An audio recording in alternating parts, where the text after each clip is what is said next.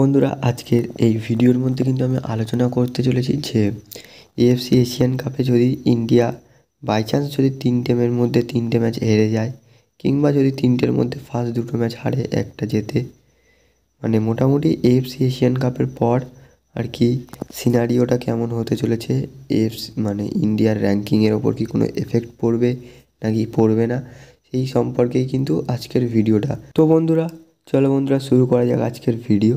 And বন্ধুরা ফার্স্টেই এক্ষেত্রে বলে দিই, এই যে গ্রুপ বি রয়েছে এএফসি এশিয়ান কাপের, তো এই গ্রুপের 4টে দলের কি র্যাঙ্কিং রয়েছে।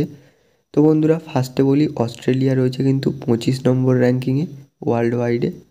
অ্যান্ড উজবেকিস্তান রয়েছে কিন্তু 68 নম্বর র্যাঙ্কে, সিরিয়া রয়েছে 91 নম্বর র্যাঙ্কে এবং ভারত রয়েছে কিন্তু 102 নম্বর র্যাঙ্কে। তো বন্ধুরা কাদের সাথে জিতলে কাদের সাথে ড্র করলে এবং কি পয়েন্টস পাবে সেইগুলো কিন্তু আমি এখানে দিয়ে দিয়েছি, তোমরা দেখে নাও। তো বন্ধুরা এই যে ইকুয়েশানটা রয়েছে, তো এই ইকুয়েশানটা বন্ধুরা আমি কিন্তু 5 ভাগে বিভক্ত করেছি।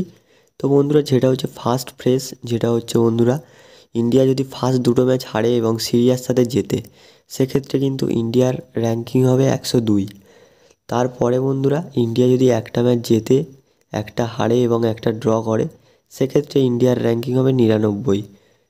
তো তারপরে বন্ধুরা এবার যদি তারা হচ্ছে সব কটা ম্যাচ যদি হেরে যায়, সেক্ষেত্রে কিন্তু বন্ধুরা 119 নম্বর র্যাঙ্কে কিন্তু নেমে যাবে ভারতীয় ফুটবল দল।